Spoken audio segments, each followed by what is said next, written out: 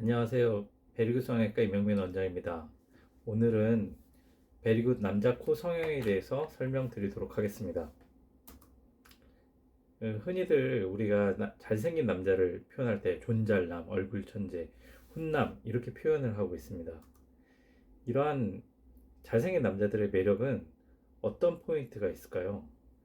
남자의 매력은 주로 세 가지로 보면 될 것 같습니다.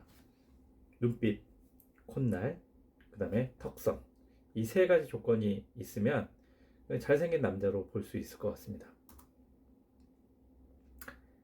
방금 말씀드린 눈빛, 그리고 콧날, 턱선.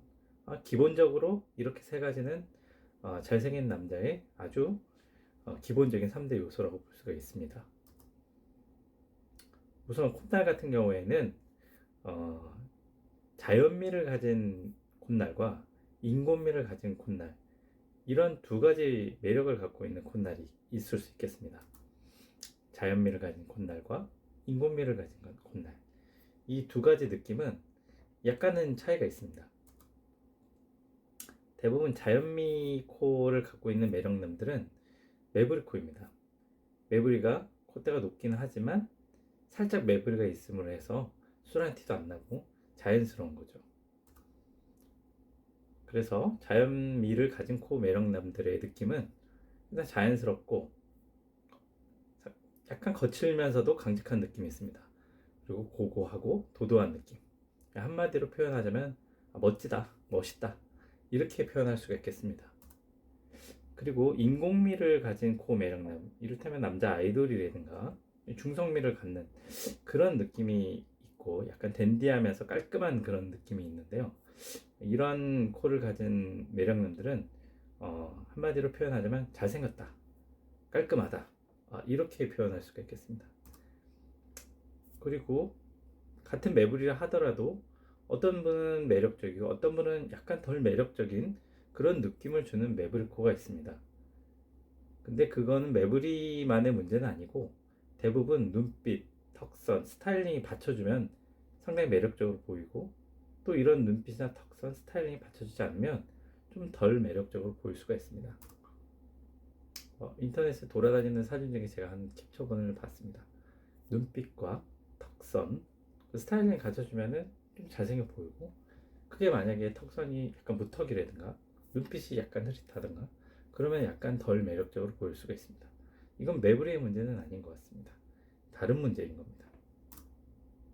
우리가 남자 코 성형을 할 때 생각해야 될 포인트는 바로 이런 점에 먼저 생각해야 될 그런 부분들이 있습니다. 그래서 눈빛과 턱선, 코를 제외한 나머지 부분에 문제가 없는지, 나머지가 괜찮은지를 먼저 살펴봐야 된다는 거죠. 왜냐하면 같은 코라 하더라도 눈빛과 턱선이 있는 경우에는, 괜찮은 경우에는 그냥 잘생겨 보일 수 있기 때문에 무조건적으로 매부리 코 성형을 할 필요가 없기 때문입니다. 그래서 우선적으로는 눈빛과 턱선이 괜찮은가를 먼저 살펴봐야 되죠. 그리고 1번, 2번을 봤을 때 만약에 눈빛이 조금 더 좋았으면 좋겠다, 그러면 눈을 성형하는 게 우선이고, 턱선이 조금 더 네모나거나 무턱이거나 그렇다, 그러면 윤곽 수술을 먼저 해서 우선순위를 찾아야 되는 것도 중요할 것 같습니다. 그 다음에 코를 집중적으로 들어갔을 때 아쉬운 포인트를 찾아야 됩니다. 남자 코에서 어떤 점이 아쉬운 포인트일까요? 대부분 낮은 콧대를 얘기를 합니다. 낮은 미간이죠.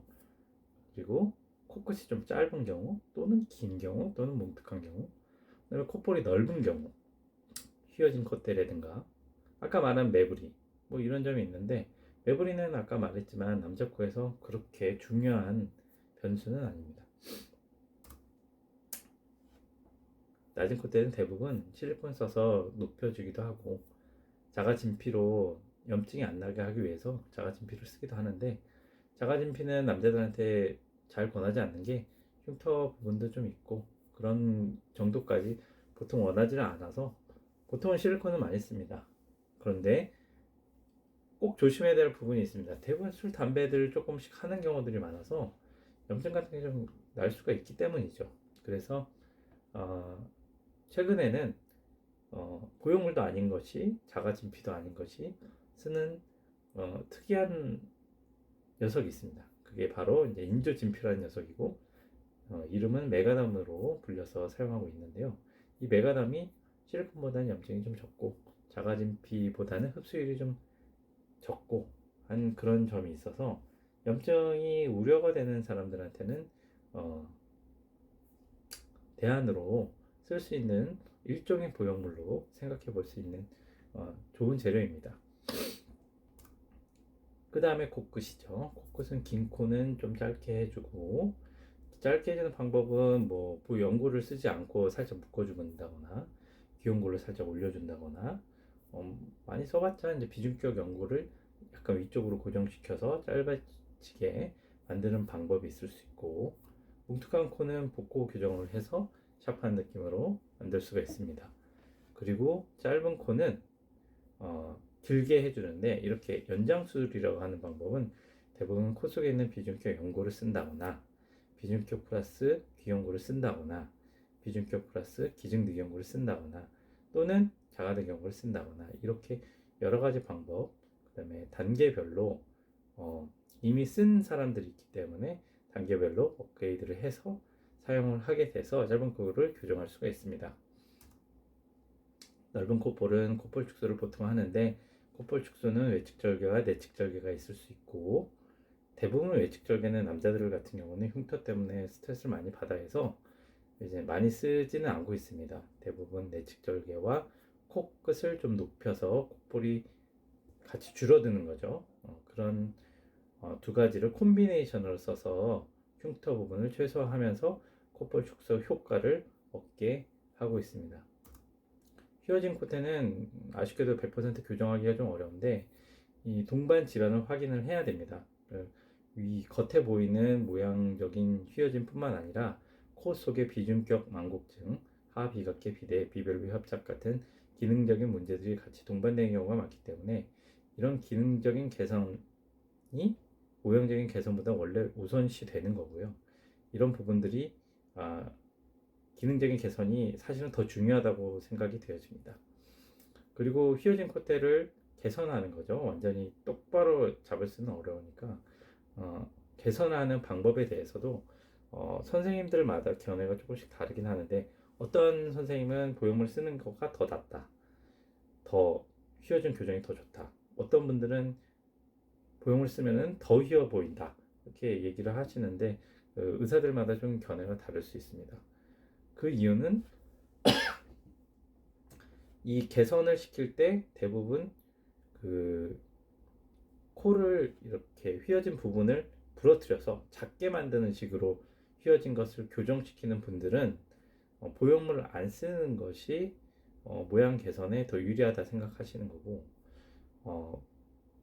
코를 보형물로 휘어진 부분, 콧대를 가리는 방향으로 보통 수술하시는 분들은 보통 원래 코보다 좀 커지기 때문에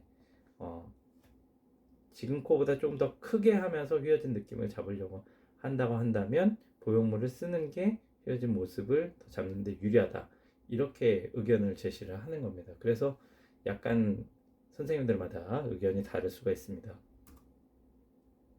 자, 남자 코 성형 시 생각해야 될 포인트: 눈빛, 턱선 괜찮은지 1번, 2번 체크한 다음에 눈 성형을 먼저 해야 돼, 윤곽 성형을 먼저 해야 되는지 먼저 생각해야 되겠죠. 그리고 코에서는 아쉬운 포인트를 찾아야 되고, 그 다음에 코를 만약에 수술하게 결정했다면 좋은 재료와 최소한의 조작을 선택해서 간단하면서도 확실한 결과를 얻게 하는 것이 중요할 것 같습니다.